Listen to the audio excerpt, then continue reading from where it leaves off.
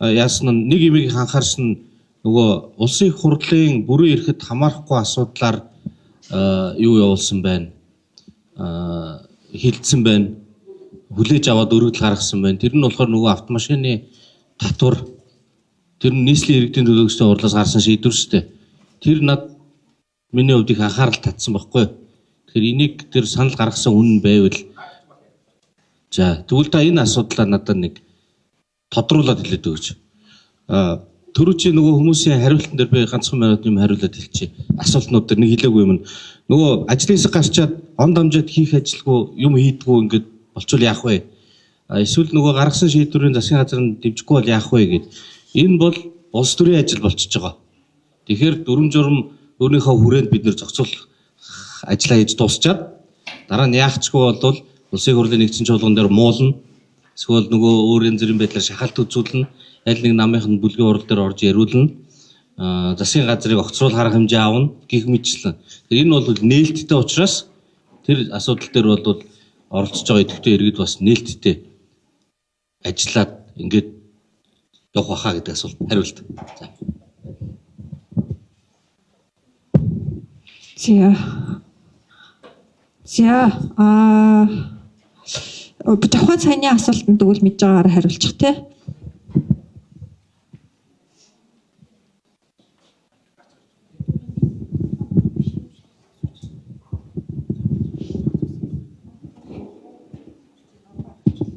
Суулж байгаа ч юу.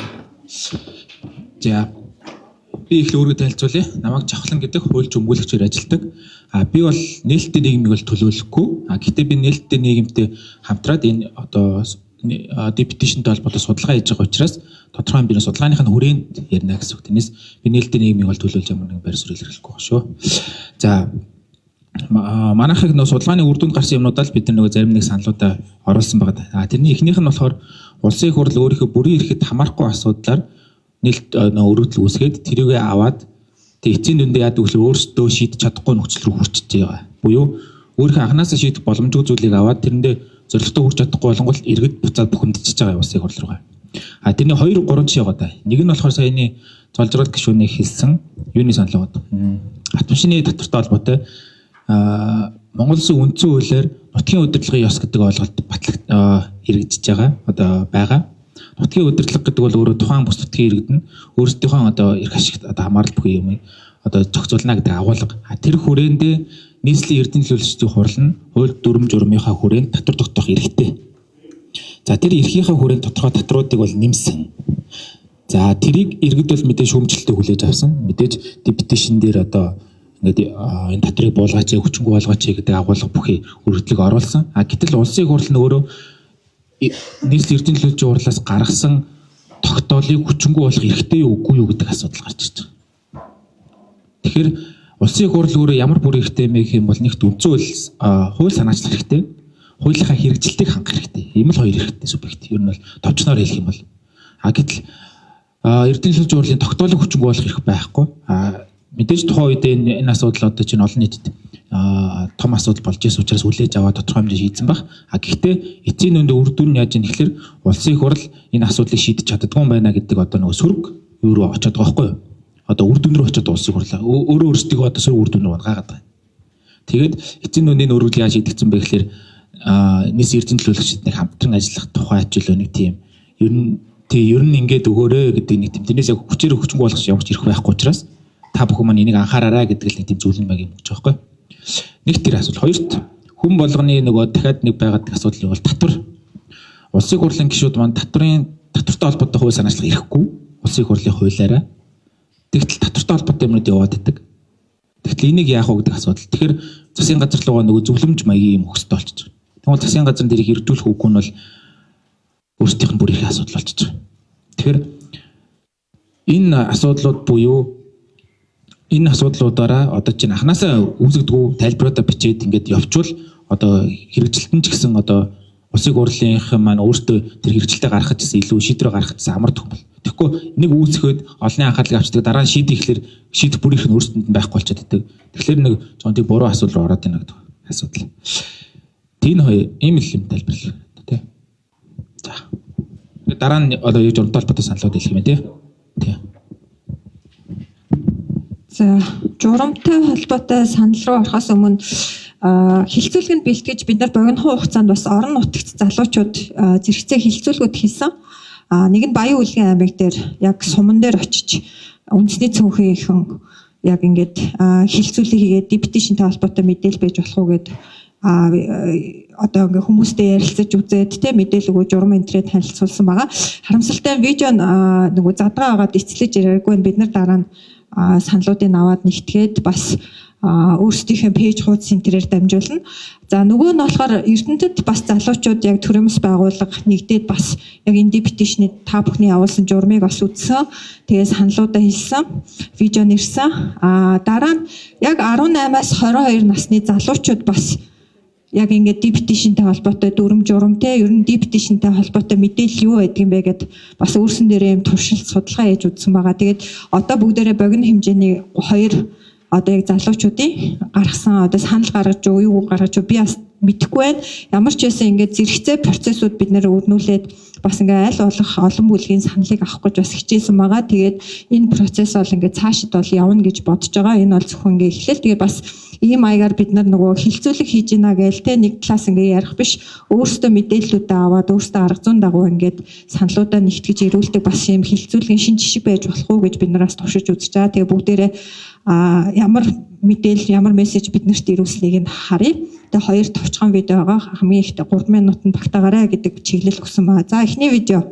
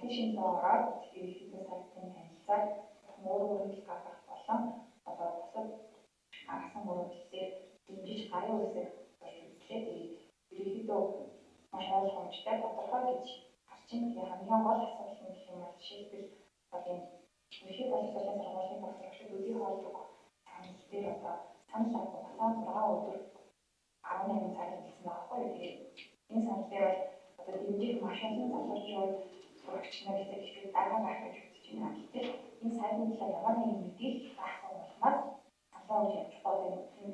Тусч хамгаалалтаас нэлээд хайр гэж бодогдлоо. Тэгээд одоо залуучуудад илүү энэ одоо petition-ийн талаар мэдээлэл өгөх хэмжээ үзүүлэх гаргаж байна шүү. Дэмжих гарын үсгээр болох боломжтой шүү гэдэг мэдээлэл нь өгөхийг хүсэж байна.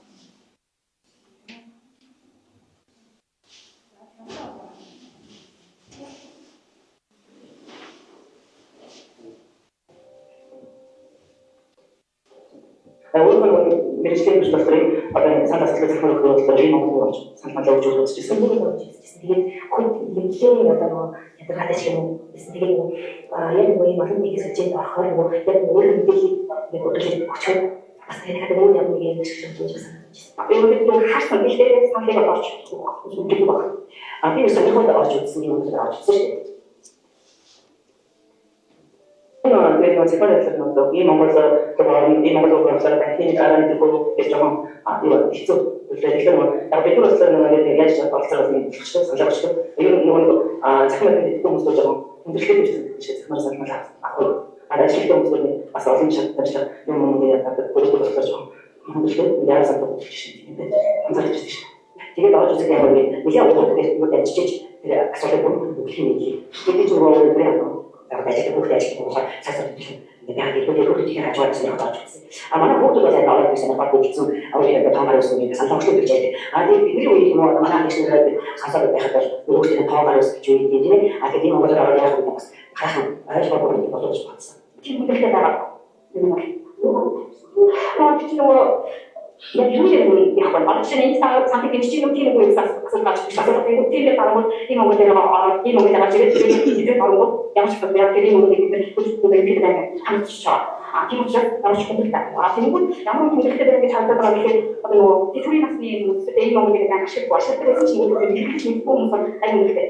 Хоёрын дараа орсон ч болохгүй kasi юм хэрэг тэгэхээр энийг яах вэ гэж манай аав ч юм уу нэг асуух. Тэгвэл би чинь тэгээд одоо ч гэсэн тийм хүмүүс тэгэж мар тэгээд бидний бол бүгд нэг юм хүмүүс бол антидоо оролцож хасдаг биш шүү. Жишээ нь вакцины багш нахуй баярын бүхээр хавхана гэж хажууд нэг бажиг дээр тийм байна.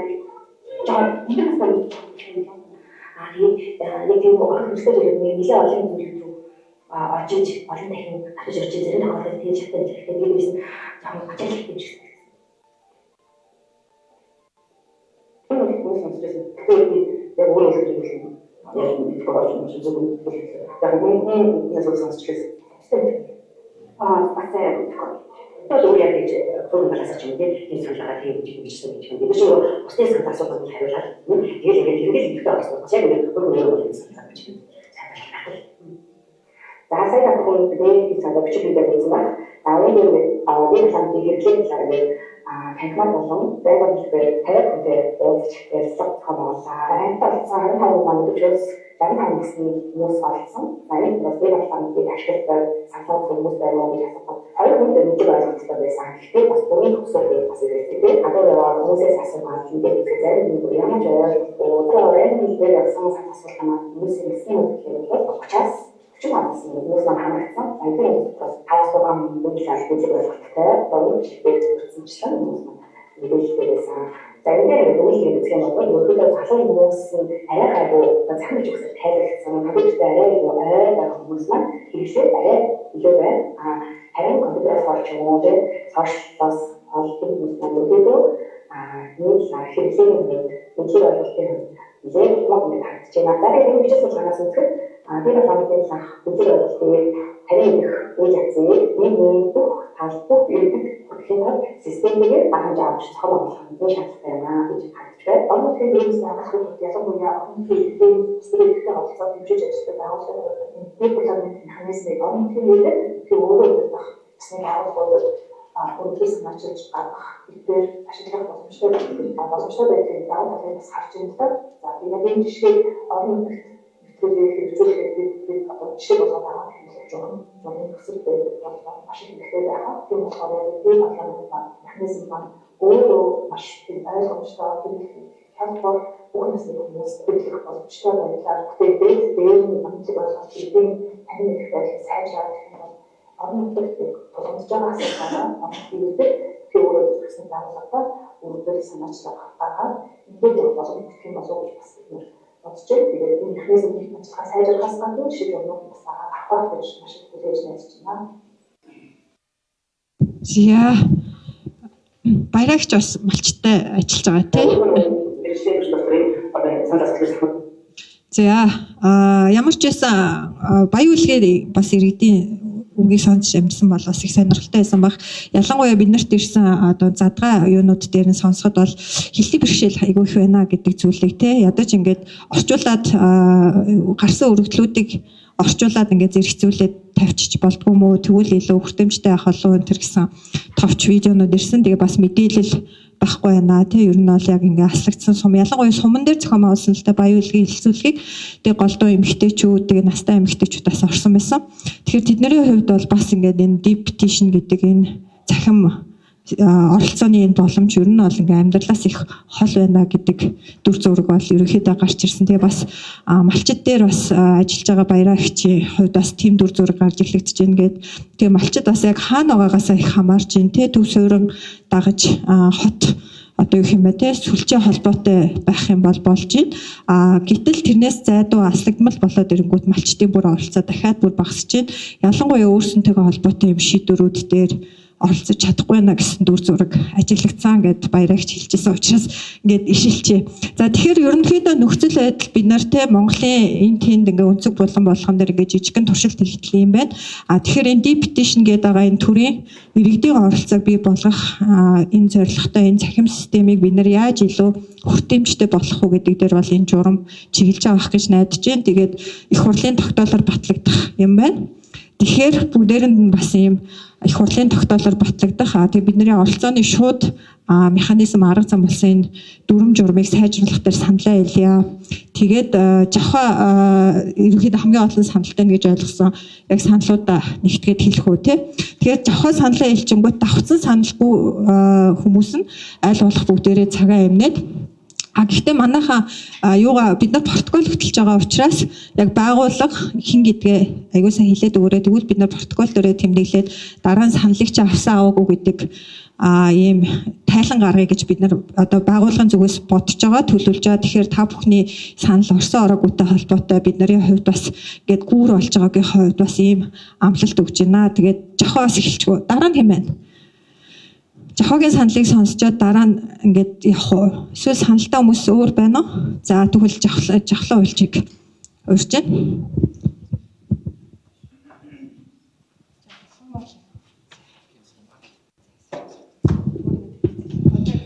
За намайг жавхлан гэдэг хуульч өмгөөлөгч мэргэжилтэд яг энэ чиглэлээр судалгаа хийгээд явж байгаа ийм хүн байна. За тэгээ шууд нөгөө одоо бидний одоо санал өгч байгаа зүйл болохоор хуулийн төсөл биш үндсэн агуулга биш зөвхөн журам дээр санал өгч байгаа учраас зөвхөн журмынхаа хүрээнд ярина гэж ойлгож байгаа. Тэгэхээр журмынхаа зүйл залт хүрээнд яриад явъя. Надад нэгдүгээр үндслэл дээр бол нийт тийм санал бол байхгүй. Энэ бол тийм. Хоёрдугаар зүйл дээр 2-6-гийн 2-6 18-аас доош насны хүүхдийн эрх зөрчигдөж байгаа асуудлын тухай санал гаргах бол эрх ашиг үзэл бодлороо нэгдсэн хууль ёсны байгууллага байх. Энийг хасах саналтай байгаа. Яагаад гэвэл одоо улсын хурлын дарга маань хуучин хэрэгцсэн зэрэглэх газрын дарга байхдаа хуулиас давсан журам батлахгүй хэдүүлээ. Хууль дээр хязгаарлах зохицуулалтууд нь орчин, журам дээр бол нэг ч хязгаарласан агуулга оруулахгүй гэсэн үндсэн концепц зөвл барай байсан байгаа. Тэгэхээр миний санал юу вэ гэхээр улсын хурлын тухай хууль болон 2024 оны 1 сард батлагдсан хүүхд хамгааллын тухай хууль дээр яг ийм агуулга хязгаарлалт бол байхгүй байна. Тэгэхээр бид нар журмаараа ийм шинэ хязгаарлалт одоо боломж бий болгож болохгүй. Яг агуулгын хувьд л зөвтэй хүүхд зүйл чухал. Гэхдээ энийг журмаар зохицуулахаас илүү хуулиар зохицуулах шаардлагатай асуудал байна гэж харж байна.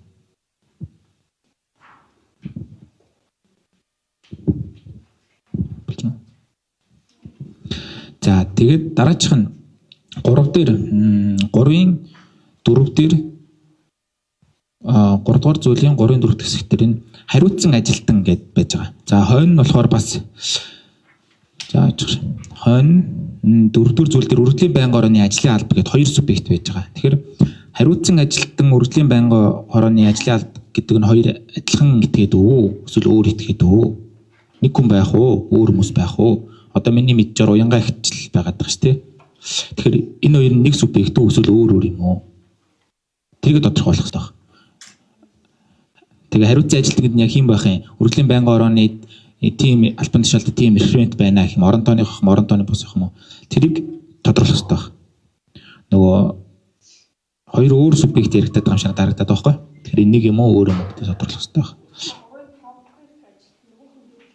3-ын 4 дээр заасан хариуцсан ажилтан нөгөөх нь болохоор тийм 4-2 дээр заасан үргэлжлэлийн байнгын орны ажлын алба. Энэ хоёрын өчиг үүрэг нь ерөөхдөө давхцаад байгаа байхгүй юу? Тэгэхээр адилхан хүн байх юм уу? Эсвэл хоёр тусдаа газар тусдаа юм хийх юм уу? Эсвэл нэг хүн байгаад ажлаа ингээ бүгдээрээ базаад явах юм уу? За дараа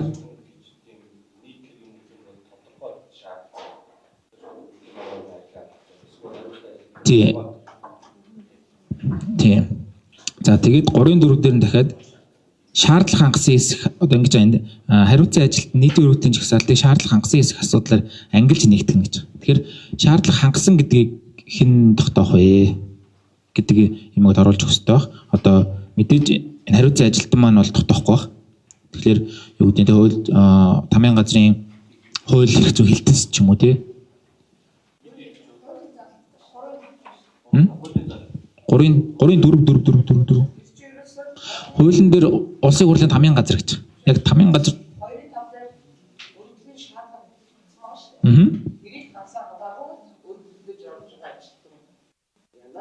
Ажилтан хянах юм уу тий? Ажилтан маань хянах юм уу тий? Энэ журам дээр бол ажилтан ангилаад нөгөө банк орны дараа танилцуулна. Өөрөөр болгон дээр За нийцж байгаа хэсгийг танилцуулна. Тэгээд бүх хөрөглийг нийтлэн нийтлэлээр юу шаардлага хангаагүй гэж үзвэл хуулийн заахыг тайлбарлалтаа За би асуултаа дахиад тодорхойлчих тий. Шаг шаардлага хангаж байгаа гэдгийг ганц ажилтан маань хариуцаад дүгнийд байж чадах уу? Эцэг гол нь ингээд амар их одоо нэг за хэлбэрийн шаардлагуудыг бол хангаж байна. Тэгтэл хууль зүйн нарийн одоо агуулгын юунууд байгаад байгаа байхгүй юу?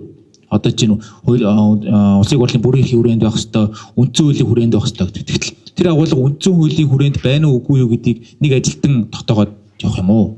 Эсвэл заавал нөгөө хууль эрх зүйн хилцтэй газарчлаа. Газрынхаа дараагаар одоо ингээд энэ ингээ хуулийн хүрээнд болж байна гэдэг ингээд цохиулаад явах юм уу гэдгийг яг оновчтой бичих шаардлагатай байна.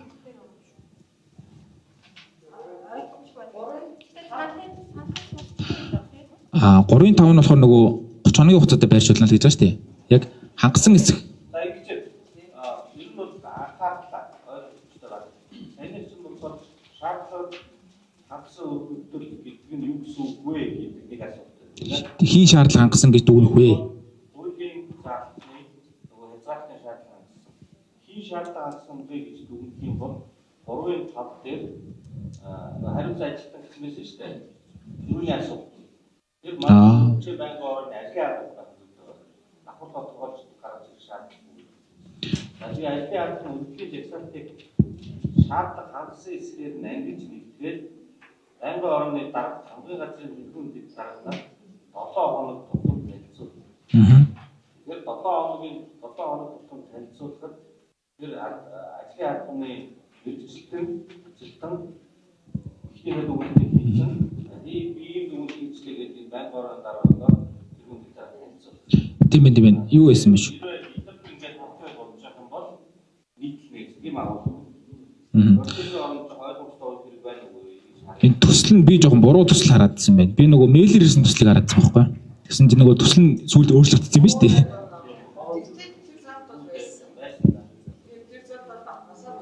За тэгээд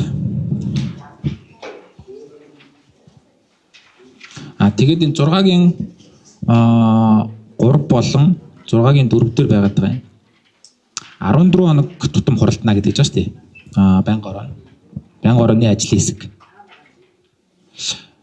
За би энэ төр банк орны тийм ажлын хэсэг маань хуралдана гэдэг тэгж байгаа шүү дээ. Яг ингэж нөгөө тоо тогтоох шаардлага байгаа юу? Одоо хуулиараа бид нар чинь 3 сарын хугацаанд тухайн асуудлыг шийдэх ёстой гэж заасан байгаа шүү дээ. Тэгтэл 3 сар дотор дахиж ингэж хуваагаад тоо тогтоох юу н шаардлага байгаа мó 3 сар гэдэг хугацаагаа барайл тэр одоо чинь 14 хоног тутам ажлын хэсэг хурдуулдаг чи яг үндэ улсын хурлын гишүүд ямар их ажлын хэсэгт байдаг вэ те тэр хүмүүс эртсэн хүрээд хуралдаж чадах уугүй гэдэг яг миний зүгээс харж байгаа. Тийм учраас зүгээр 3 сар гэдэг ерөнхий хугацаанд дотор л юмнуудаа яриад явцсан дээр юм болоо даа л гэж.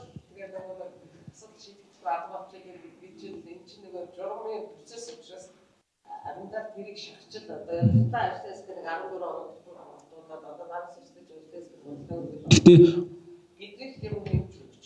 Гэтэ 3 сар дотор хуралдахгүй бол угаасаа л хууль зөрчиж байна л гэсэн үг шүү дээ. Ер нь бол тухайн ажлаас хууль зөрчиж байна л гэсэн үг шүү дээ. 3 сар дотор хуралдахгүй л байгаа бол 3 сар дотор шийдэл ямар нэг тийм үгүй гэдэг шийдвэр гаргах ёстой шүү дээ. Тий. За ингэж болсон доо.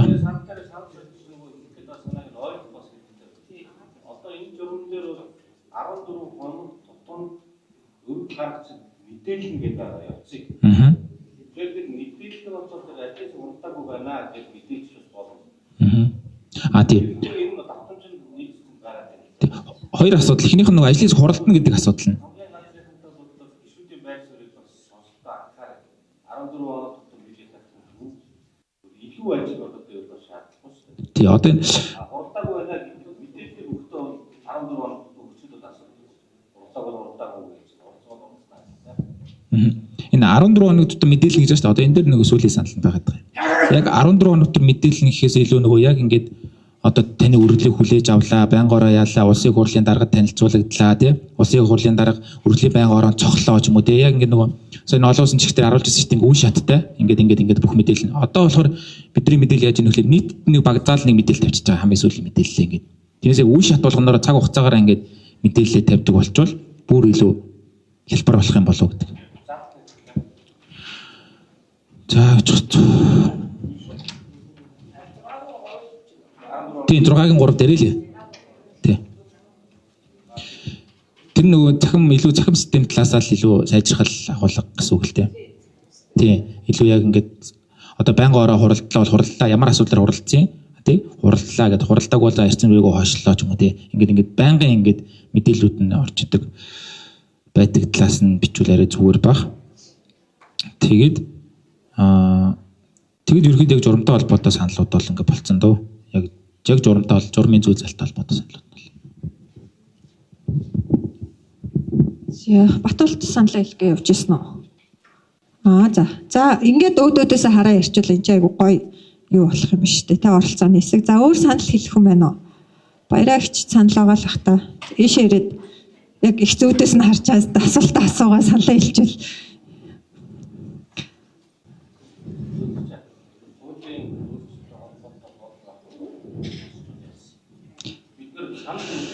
за тэгвэл та нар болно гэвэл надаа сайн л үсттэй тий. Би ч оролцоог хангаж байгаа юм болохоор.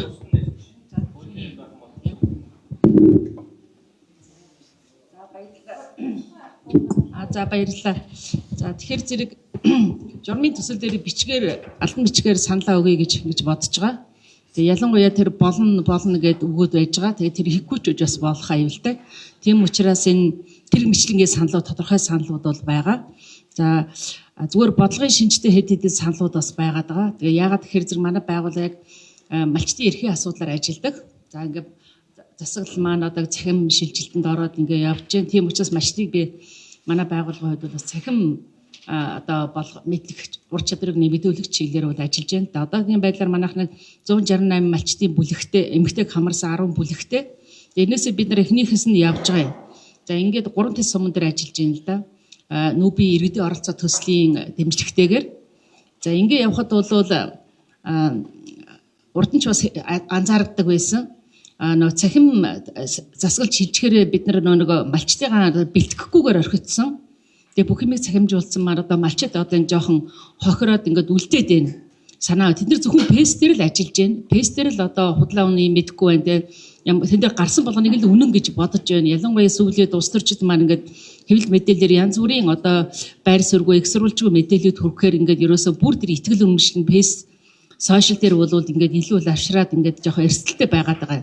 Тэгэхээр зэрэг энэ бодлогын хувьд малчтыг яг энэ цахим мэдлэг ур чадрыг олгох юмыг үе шаттайгаар бэлдэж ингэж энэ хүртээмжийг нэмэгдүүлэх юм байна. Ер нь бол энэ хэн эрх ашиг нь хөндөгдөж болох вэ, хэн өргөдөл гаргах вэ гэхэд тооцоод үзэхээр зэрэг малчид гарах боломжтой байна. Хамгийн их эрсдэлтэй байна. Захын хорооллын иргэд байж байна, ядуу байгаа иргэд байж байна, байгаль орчны зөрчилтэй байгаа газрын иргэд байж байна. Тийм ийм хүмүүс л өргөдөл гомдол гаргахаар байна л да. Яг иргэн хүн гаргана гэвэл. За тэгээд ингээд үзэхээр тэднэрт маань энэ хэр хүртээмжтэй байгаа, хэр хялбар байж чадаж байгаа ингээд үзэх юм бас учир дутагдал байна. Тэгэхээр зэрэг бодлогын хувьд бол зэрэгцээд өргөдлийн байнгын хороороос нэг шилжилтийн бодлогын тийм нэг юм бас гаргахыг засгийн газартаа зөвлөмж өгмөр юм уу те. Цахим хөгжлийн газар гэж байгаа тэднийг бас явуулмаар юм уу 500 400 гэл ингээд юм аян явуулаад байгаа. Гэхдээ тэр нь арай хурдтай байна л да. Яг хэвдээ тэр нь эхний Улаанбаатарт нийт хүн амынх нь 50% байгаа болохоор тэрэндээ чиглэсэн юм явуулж байгаа баг. Гэхдээ орхигдож болцсохгүй бүлгүүдээ дуу хоолой гарч ирэхгүй байх тэр эрсдэлтэй бүлгүүдээ бид нар бас зайшгүй тусгайлсан арга хэмжээ авч анхаарч явах хэрэгтэй байгаад байна гэсэн нэг ийм гэх мэтлэнгийн иймэрхүү бодлогын саналуд байна. Тэгээ малчтайгаа бид нэг судалгаа хийгээд үзэхээр тэднэрт тодорхой өртөг гаргаж ээж энэ цахим руу орж байна. Хугацаа гаргаж байна, өртөг зардал гаргаж байна. Нэг өргөхөд ойролцоогоор эхнэр нөхөр хоёулаа одоо ингээд нэг дата авъя гэж үзэх юм бол сардаа нэг 50-аас 60 мянган төгрөгөн дээр бол зарцуулж байна. Тэгээ энийг үр дүнтэй юм зарцуулах хэрэгтэй гэдэг ийм одоо мэдээлэл өгөх. Энэ дээр бол олон нийтийн хэвлэл мэдээллийн байгууллагыг нэлээд сайн одоо сурчлагаа мэдээлэл өгөхөд бол анхаар шаардах хэрэгтэй байна л да. Их мэтлэнгийн иймэрхүү саналуд байгаа. За нөгөө юм бол яалч байхгүй иргэдийн оролцоо гэдгийг бид нар тодорхой болох хэрэгтэй байна. Зөвхөн мэдээлэл өглөө саналын авлаа оролцох нь боломжтой шүү дээ та нар гэд ингээд орхих биш. Иргэдийн оролцоо гэдэг бол мэдэх эрхийг л асуудал тийм ээ. Тэгэхээр зэргийн чөлөөтэй урьдчилсан мэдээлэлтэйгээр саналаа өгөх энэ зарчмыг энэ журамдаа тусгаж өгөх хэрэгтэй байна.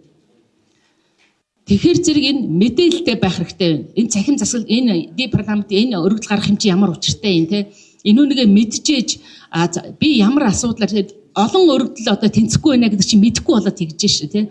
Тэгэхээр зэрэг мэдээлэлтэй урьдчилсан зөвлөлдөгч одоо саналаа хэлэх оролцох зөвшөлдсөх энэ одоо иргэдийн оролцоо гэдэг бол энэ юмаа гэдгээ өргөн хүрээгээр нь харж ингэж боловсруулах хэрэгтэй байна гэдгийн концепцийн шинжтэй ийм санал байгаад байгаа.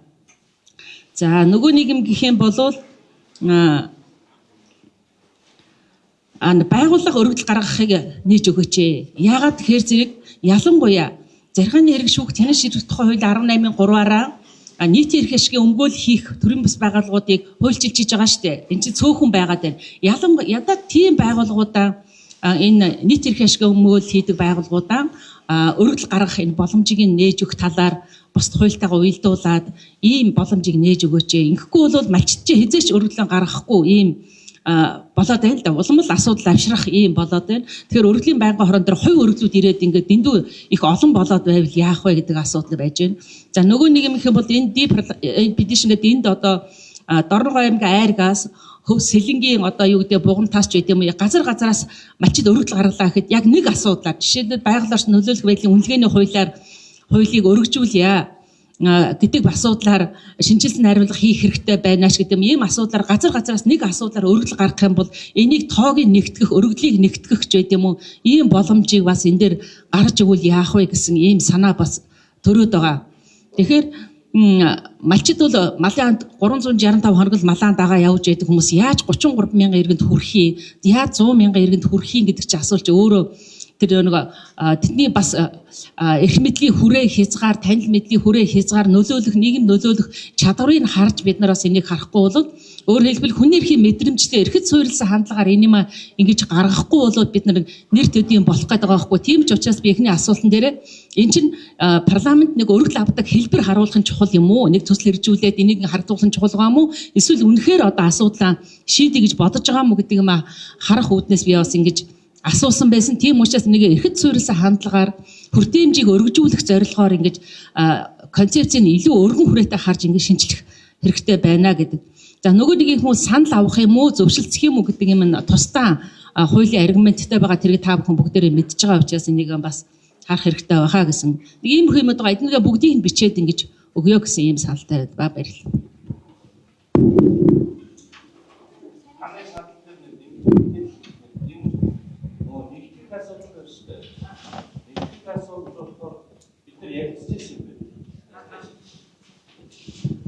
Нэгтгэхээр зэрэг нөгөө хүмүүсийн гаргасан өргөдлийг энэ чинь энтэй адилхан агуулгатай байгаа учраас та нийтлж хэрэггүй нэгтгэчий гэдээ явахаар буцаад зөрөг үр дагавар төрөхүй гэж нэг бодсон.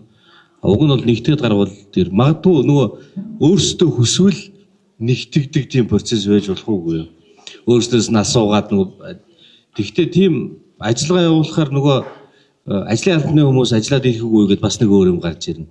Урьж энийг ер нь дахиад нэг эргэж ярилцах зүйтэй баха. Юуны цахим хуваагдал гэдэг чинь одоо нөгөө үг хэллэгэндээ интернет ашиглах боломж хийцүү үнтэй тэрэн дээр нөгөө инновац цахим бодлогын байнгын орон дээр ярьж байгаа. Тэгээд ямар нэг үр дүнгүй орхисон асуудал байгаа. Тэр нь юу гэхээр зэрэг төрийн үйлчлэгээ авах гад хэрэгжилж байгаа бол одоо жишээ тэр deep petition-ыг ашиглаж байгаа бол үүргийн сангийн хүрээнд мобиль операторууд хөнгөлөлтөө өнөр тооцдог. Ийм Монгол энэ төр тиймэрхүү зүйл их юм бол арай идэвч байх. Энийг одоо журам дээр орох хэрэгтэй юм уу, санал дүгнэлт авах хэрэгтэй юм энийг гар.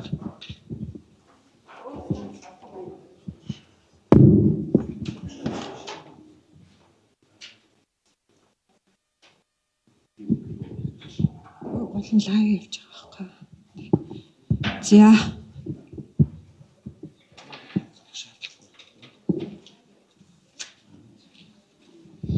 За би түрүүн нэг асуулт асуухад асуусан асуултанд жоохон тодруулаад зол жаргал гишүүн журмаар болохгүй хуулинд ярилцсан гэсэн юмыг тэрийг жоохон тодруулж өгөөч нэгдүгээр асуулт. Хоёрдугаарт сая баасан жаргал гишүүн бас хэлсэн. Ер нь байх ёстой үндэсний цөөнхийн асуудал гэдэг. Тэгээ видео ирсэнгүй тийм үлгийгээс энэ дэр бол одоо хангалттай бид нар ингээд орон нутгуудаар яваад хүмүүсээс санал аваад ингээд явж байхад бол энэ асуудлыг ярьдаг. Жишээл үндэсний цөөнх бол шүүх хурал дээр өөрийгөө өнгөөлөх, өөрийнхөө санаагаа ойлгуулж чадахгүйгээс болж хохирдог кейсүүд маш их байгаа. Нөгөө хэл мэдхгүйгээс болоод хийгээгүй юм хийсэн гэж хэлждэг юм уу тэгээд одоо Баян-Улгийн аймагт бол тэр шүүхийн юу оронтой байна уу орчуулагч. Энэ асуудлыг тэгээд зол жаргал гишүүн тэр үндэсний цөөнхийг одоо энэ өргөдөл саналаа өгөхөд яаж оролцуулж ямар саналыг хуулиар оруулмаар байгааг бас тодруулж өгөөч гээд. Дараа нь би Ахмад багш хүний хувьд бол хүүхдүүдтэй их ажилдаг. Энэ 18 нас хүрээгүй хүүхдүүд боломжгүй гэж байгаа биз. Гэтэл нэг юм байна шүү дээ. Нэг тодорхой байгууллага байх ёстой гэдэг. Тийм байсан шүү дээ. Хэдд байлаа. За тэгэхээр хүүхдүүд чинь хүүхдийн өөрөө удирдах зөвлөл гэж байдаг сургууль болгонд. Тэгээ нийгмийн ажилтнуудтайгаа яриад эцгийгчүүд хүүхдүүд ч гэсэн ярьдаг. Хүүхдүүд 08 руу 108 руу маш их өргөдөл гомдол өгдөг. Тэр энэ 108-тай холбох ямар боломж байгаа юм? Тэндээс авсан санал гомдлыг нэгтгэх энд бас нэг 108 гэдэг юмыг оруулах боломж байна уугүй юу? Хүүхдүүдтэй ингээд сая сүүлийн нэг 3 сарын дотор нэлээд хэд хэдэн алслагдсан дүүрэг Баянзүрх дүүргийн зарим сургуулиудаас хүүхдүүдтэй ингээд фокус ярилцлага хийхэд маш их гомдол ярьж байгаа юм. Гэр бүлийн асуудлаа ярьж гэн, дарамт хүчирхийлэл, багш нартай холбоотой асуудлуудыг ярьж гэн, хүүхдтэй хооронд үе тэнгийн дарамт хүчирхийлэл, гендер суурилсан хүчирхийлэл гэд маш их ярьдаг. Тэгэхээр сая нөгөө гадаадын туршлагыг ярьсан зөвлөх маань юу яасан штэ. Хүүхд нас гаргалзахгүйгээр хүүхдүүдийн саналыг хүлээж авдаг тийм туршлагатай орнууд байна шүү дээ. Тэрийг яагаад бид нар хэрэгжилж болохгүй гэж. Тэгэхээр бид нар хүүхдийн асуудлыг ерөөсөө хүний эрх хүүхдийн эрхээс эхэлдэг гэдэг ийм зарчим барьдаг хүн бий. Хүүхдээ л хүндлэе. Тэгэхээр хүүхдийн дуу хоолой чухал шүү. Энийг одоо яаж оруулд юм байгаа хүүхдүүд бол маш их юм ярина. Тэгээд нөгөө сургууль дээрээ жоохон айцтай багшийнхаа тухай юм ярьж чаддгүй.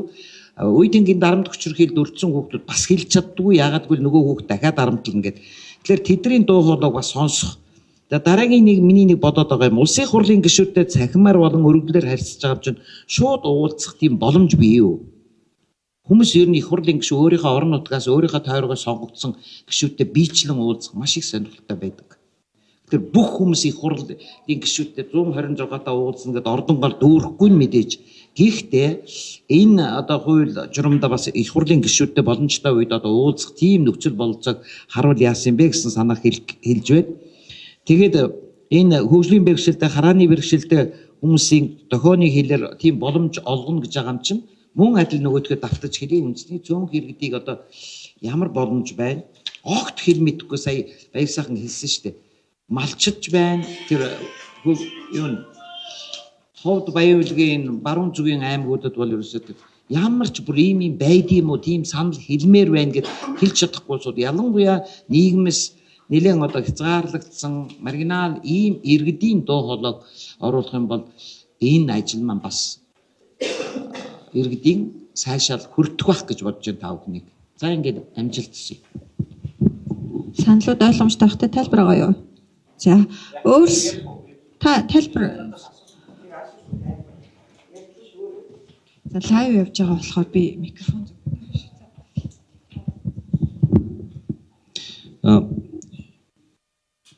нөгөө хэлний хүндрэлтэй үндэсний цөөнхийн асуудал дээр хоёр зүйл байгаа юм. Нэг нь болохоор техник тусламж яаж үзүүлэх вэ гэдэг.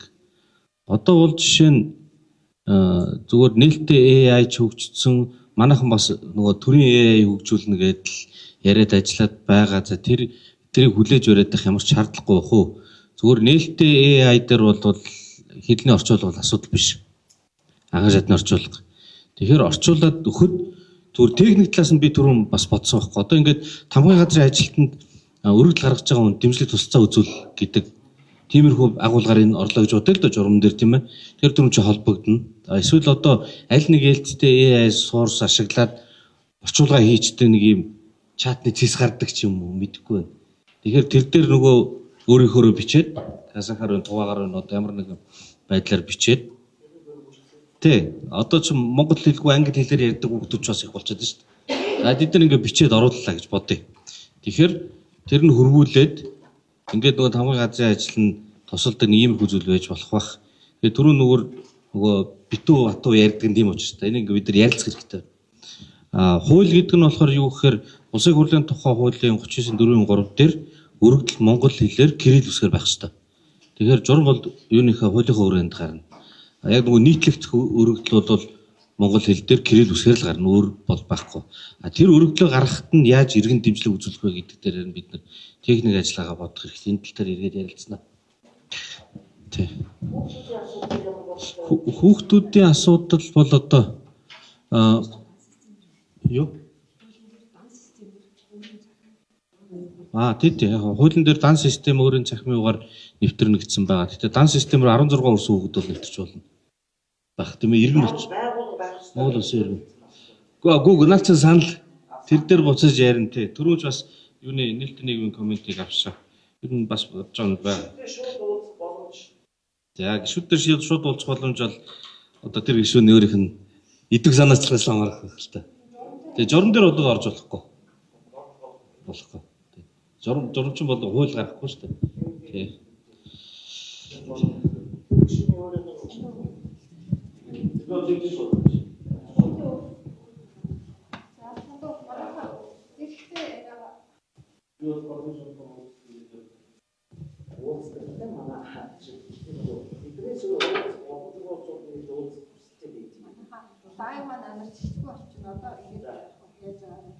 За та бүгд өдрийн мэндийг хүргэе. Гişүүдэд өдрийн мэндийг хүргэе. Нэг тэртээ дөрөв нөгөө хуультай холбоотой санал авч болно гэсэн учраас 2-3 санал хэлэх гэсэн.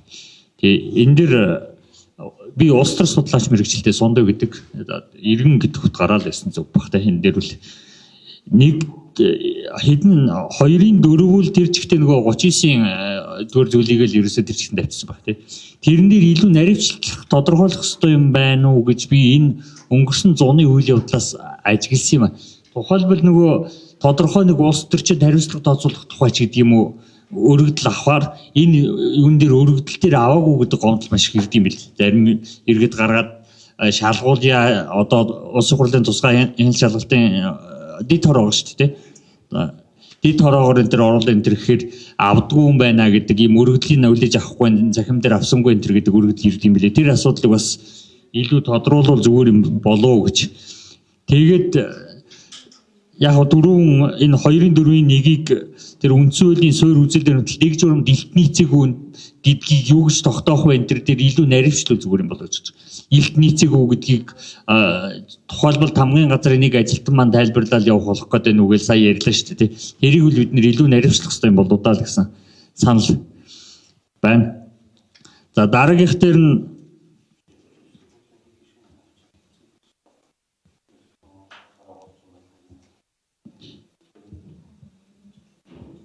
тэгээд авдгүй юм билээ л дээ.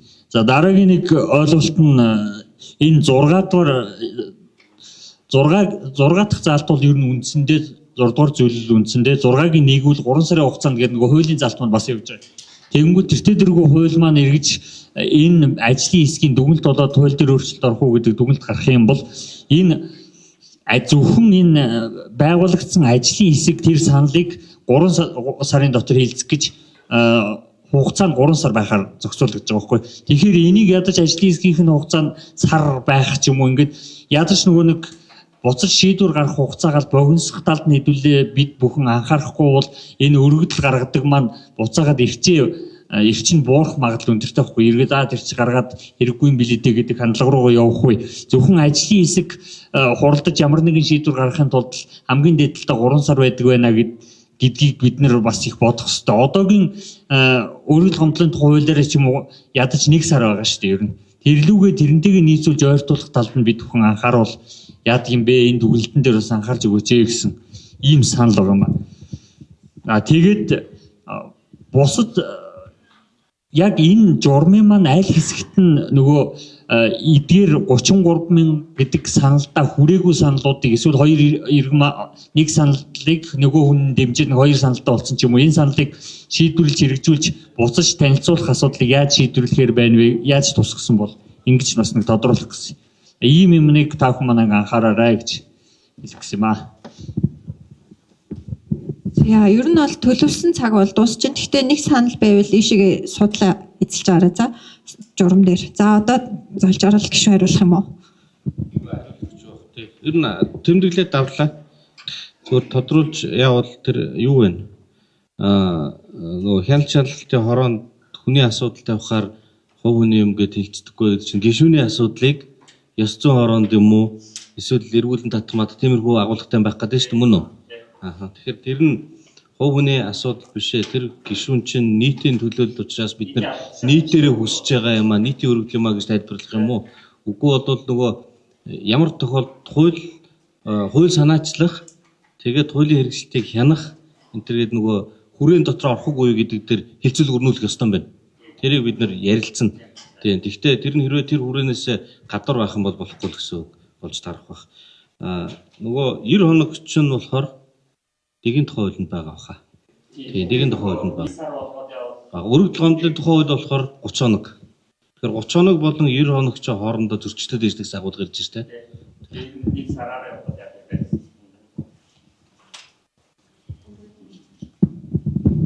За, Монголын байгаль орчны иргэний зөвлөлийн тэргүүн галтай их үг гэж юм байна. За 6-гийн 4 дээр энэ дээр нөгөө шаардлага хангасан өргөдлийг санаачлагч иргэнд мэдэгдэж оролцох нөгөө байнгын хорооны хурлыг гэж юм л да. Оролцох боломжтой гэж. Энэ дээр би жишээ авч ирэхэд нөгөө наран савчтын бомбын сэргээж нөхийг эсэргүүцэж байсан энэ үйл ажиллагаа бол засгийн газрын үйл ажиллагааны хөтөлбөрт орсон энэ төлөвлөгөө бид нар эсэргүүцэж байсан. Энийг бол нэг хүн биш, энэ дээр бүр бүтэн баг хавд болон судлаач, хуульч, ийм хүмүүс нийлж хийсэн засгийн газрын хөтөлбөрт орсон юм нэг хүн бол дангаараа ингэж бол эсэргүүцэж дээрээс нь байнгын хороон дээр өөрөө ганцаараа яг энд хариулт өгөх боломжгүй. Тэгэхээр энэ дээр миний санал юу гэхээр иргэн за судалгааны баг юм уу эсвэл тодорхой хүний тоо зааж одоо 5 хүртэл ч юм уу ийм боломж байгаа юу? Зөвхөн иргэн биш. Энд бол иргэн бол ганцхан хүн л шүү дээ. Санаачлагч гэдгээрээ. Одоо чи манай санаачлагчаар манай залуучуудын төлөөлөл анх цай гэж оюутан ийм эмэгтэй хүүхэд санал яасан нэрээ орж өгсөн. Гэхдээ тэрний цаана бид үнэхээр одоо судлаач, хуульч маш олон хүмүүс энэ байгаа болохоор энэ дээр чинь одоо яг энэ байнгын хорон дээр бол тэр хүүхд ганцаар бол ороод яг үнэхээр хангалттай хариулт өгч чадахгүй шүү дээ. Тийм учраас энэ дээр тийм иргэн судалгааны баг эсвэл 5 хүртэлх гэсэн ийм тоог оруулах боломжтой юу? Тий. Одоо би зүгээр ажлын хэсгийг харж байгаа болохоос бодсон болохгүй шүү дээ. Бодлоо ихтэй. Нэг иргэн орох эсвэл 5 10 орох гэдэг бол ажлын хэсгийн өөрчлөлт нь их асуудал. Бүрээд оролцуулаад иж бол байнгын орон дээр очиж ирээд үгийн нэг тийм ээ. Жоохон ингэж үүрэгжүүлж тодорхой бичих юм бол иргэн гэдгийг нэг бол тодорхойлдог хэрэгтэй болно. Өргөл хат иргэн гэж юм бэ гэдэг. Эсвэл бол өргөл хат иргэн болон тэр асуудалтай холбоотой өөрийнх нь яасан хүмүүс байж болно. Агуул байж болох уу гэх саналыг сонслоо. За бид жаа хэсгийг бол хэлцээ. За хоёрдугаарт энэ журам дээр бас нэг альтернатив сууч би яриад байгаа юм. Энэ нөгөө хариуцлагын механизм гэсэн юм энэ дээр ямар ч тийм байхгүй.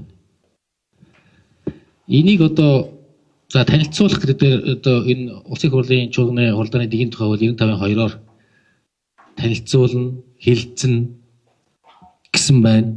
Гэсэн боловч өнөөдрийн бидний 33 мянган хүний гаруйс цуглуулсан энэ петишны үр дүн одоо хүртэл гараагүй шүү дээ. Бид нар тэр хүмүүст 33 мянган хүндээ бид одоо хүртэл хариу өгч чадахгүй байна.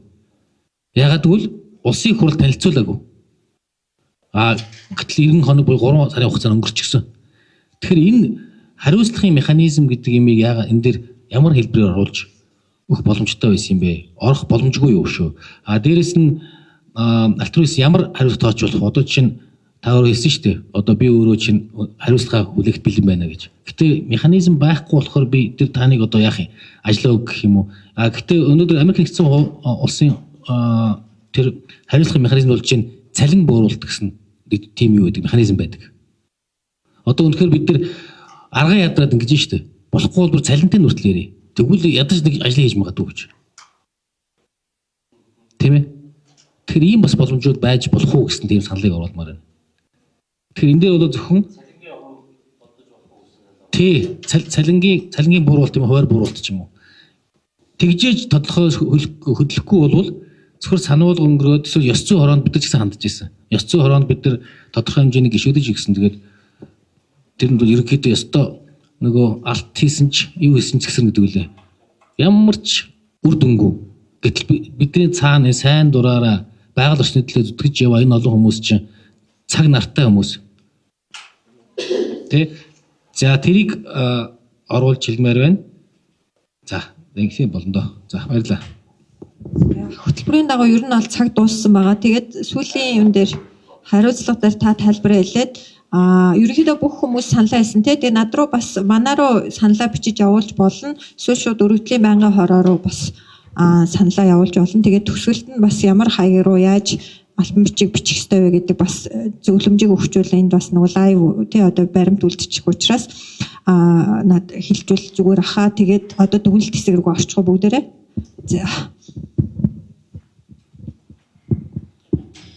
За юу журам биелэгдээгүй хариуцлагыг яаж тодорхойлох вэ гэдгийг бид нар ажлын хэсгээр ярилцъя. Хоёр янзын субъект. Нэг нь болохоор нөгөө ажилтан өргөдлийн байнгын орны ажилтан тэрүүний хариуцлага хугацаанд нь мэдээлэхгүй бол яах юм гэдэг тий.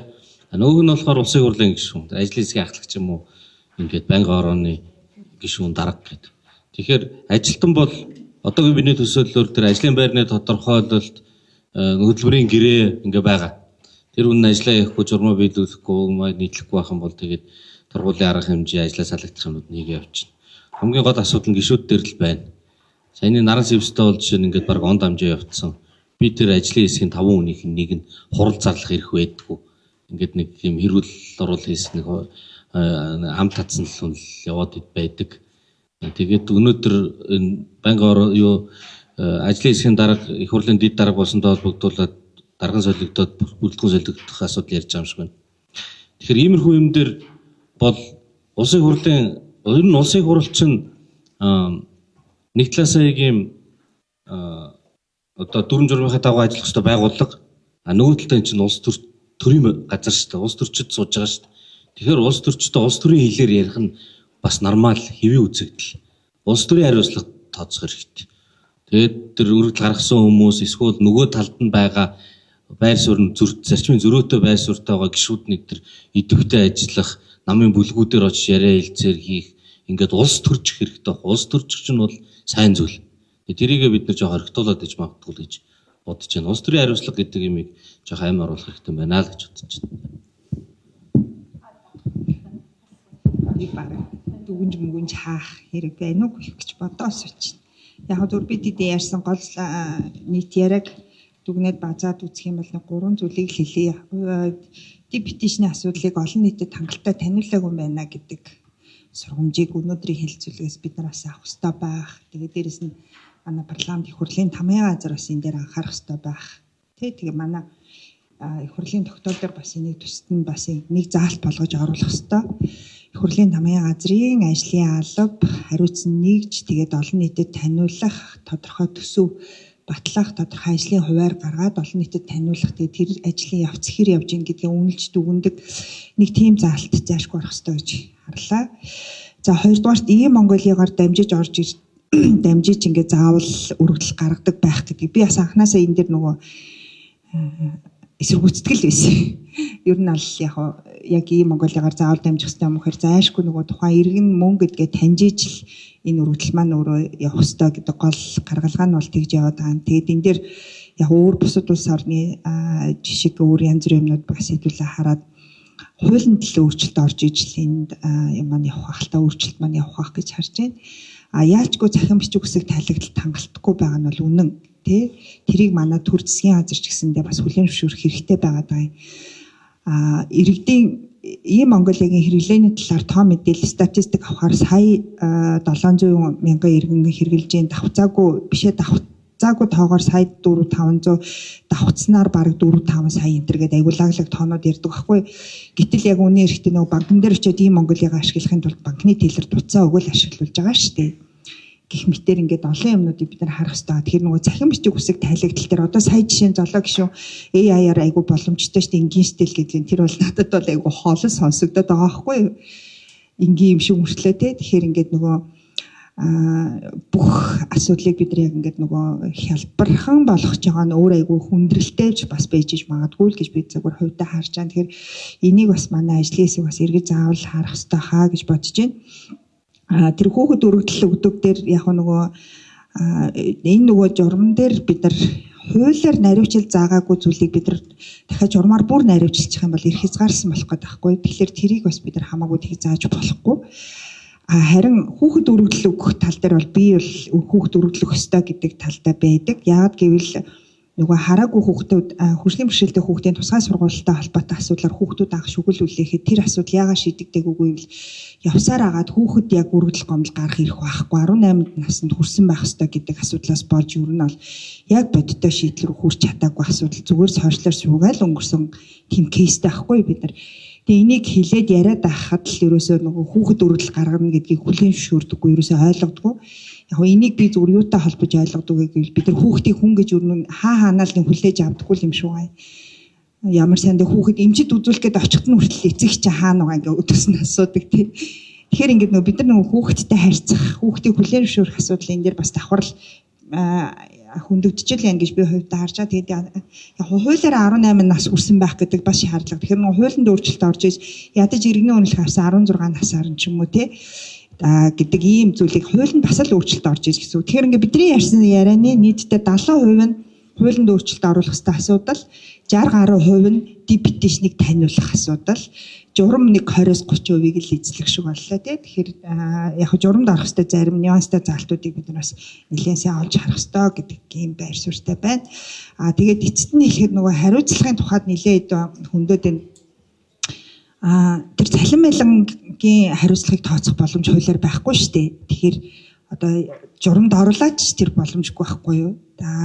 Тэрэн дээр одоо тэгж бодлоо яриад явах те. Тэгэхээр хэдүүлээ сая золоо гишүүний хэлдгээр зүгээр улс төрийн хариуцлагын асуудал улс төрчдөр яригдах байх. Зүгээр харин нөгөө талдаа би түрүү хэлжсэн их хурлаач маш олон их хурлын тогтоол гаргаад засгийн газар биелүүлэхгүй эргээд засгийн газарт их хурл нь өөрөө ямар хариуцлага тооцох те. Тэр юмаа бид нар аягүй сайн бодож олж манай их хурл магадгүй энэ удаагийн их хурл чаддгүй маа гэхэд дараагийнх нь ч гэдэг юм ер нь ингээд их хурл засагтаа яаж хариуцлага тооцох юм? Зөвхөн ерөнхий сайдтай тооцох юм уу, сайд нартаа тооцох юм уу, яах юм гэдэг асуудал аюул том судалгааны сэдв нээлттэй үлдчихэж байгаа. Тэгээд аль болох одоо үндсэн хуулиар ерөнхий сайдад ирэх мэдл олгосон боловч эргэж нөгөө энэ асуудлаа бид нар хяналт гэдэг юм а жоохон эргэж харах хэрэгтэй байна л гэдэг ийм байр суурьтай.